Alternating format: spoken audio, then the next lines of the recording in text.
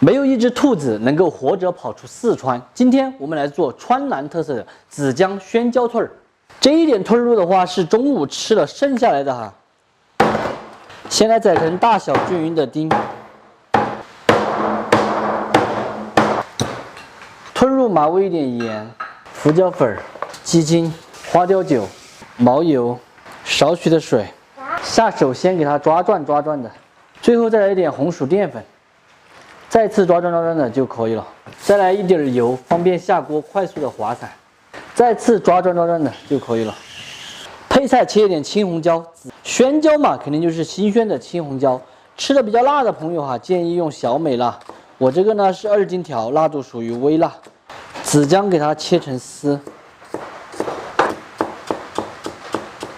泡辣椒和大蒜籽都给它宰成末，尽量的细一点。锅内来一点纯正的菜籽油，先把锅炙一下。7成油温的时候下兔肉，快速的给它滑散。做这些菜哈，一定要用大火炒，尤其是用柴火灶做出来口感最好。滑熟过后可以先捞出来，先下泡椒和葱蒜末，干花椒壳壳，一丁点2年陈酿的红油老豆瓣，宣椒末，提色增味的。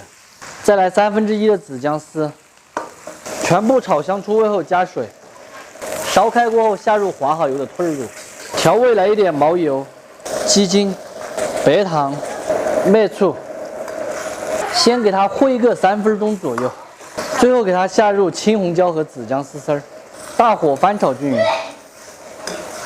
淋一点香油，建华花椒油稍微多一点。四川人做菜一定都离不开这个花椒油。今天我用的这一款哈是四川30多年的老品牌建华花椒油。平时炒菜、烧菜起锅前放上2滴，香味和口感都会提升很多。做凉拌菜、打蘸水，还有做各类小吃馅料的时候放上一点，都特别的美味哈。这样子的一瓶花椒油的话是500毫升的，基本上够咱们家里面用大半年的量了。它呢是选用汉源的宣花椒炼制的，没有任何的添加剂、防腐剂，老少皆宜的一款高品质花椒油。喜欢我同款的朋友哈，可以点视频下方链接去购买。现在做活动呢也是特别的划算，这样子一个大瓶都只要19块8，这样子吃起来才会更加的有滋有味。活转，基本上就可以关火出锅了。妈妈，看起来就是食欲满满的。最后甩几颗性感的葱花，就可以上桌开吃了。